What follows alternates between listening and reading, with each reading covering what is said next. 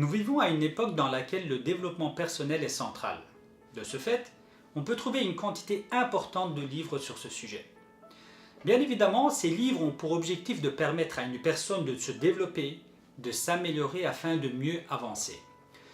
Je ne ferai pas référence à un livre bien particulier, mais il faut prendre conscience que certains de ces livres influencent fortement et surtout négativement les attitudes et comportements de leurs lecteurs. Essayons de comprendre comment les livres en développement personnel peuvent provoquer cette situation. Nous pouvons constater que certaines personnes cherchent à se montrer, par différents canaux de communication, comme étant la plus appréciée, se forcent à démontrer leur succès, à faire du spectacle. Elles montrent l'image d'une personne parfaite, indépendante. D'une manière ou d'une autre, c'est une façon de se convaincre d'être la personne indispensable, maîtrisant tous les sujets de discussion, malgré ses réelles capacités et compétences. Elles sont convaincues de cette illusion et le pire, elles nous poussent à y croire aussi. Attention, nous pouvons tous, y compris moi, tomber dans cette illusion. Peut-être que nous y sommes en plein dedans, mais soyons vigilants.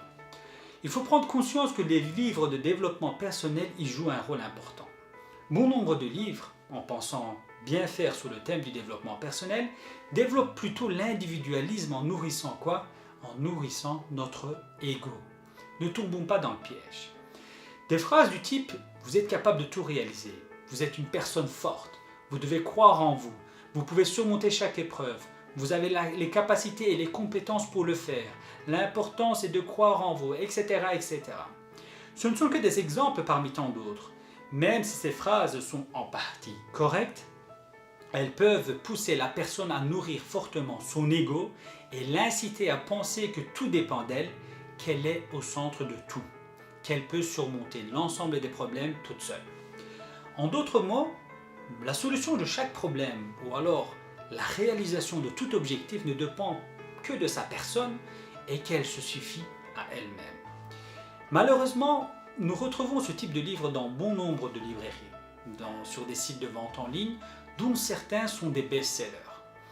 Ces livres exaltent fortement notre personne, je dis bien exaltent fortement notre personne, notre ego.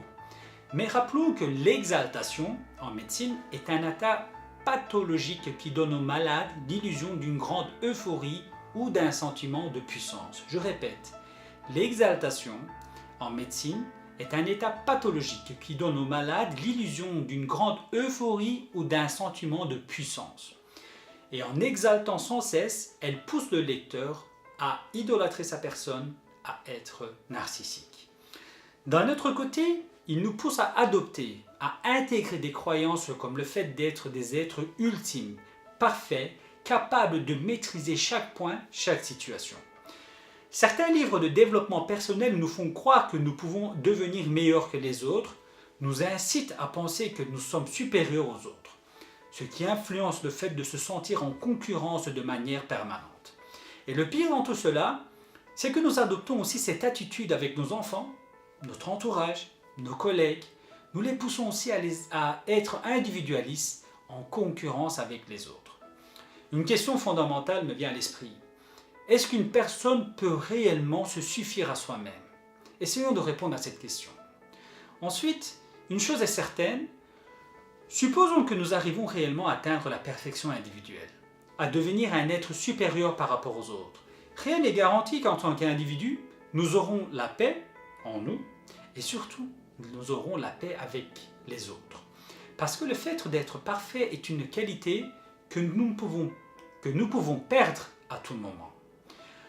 En finalité, en choisissant correctement nos livres, ne tombons pas dans le piège de quoi? Ne tombons pas dans le piège de nourrir notre ego.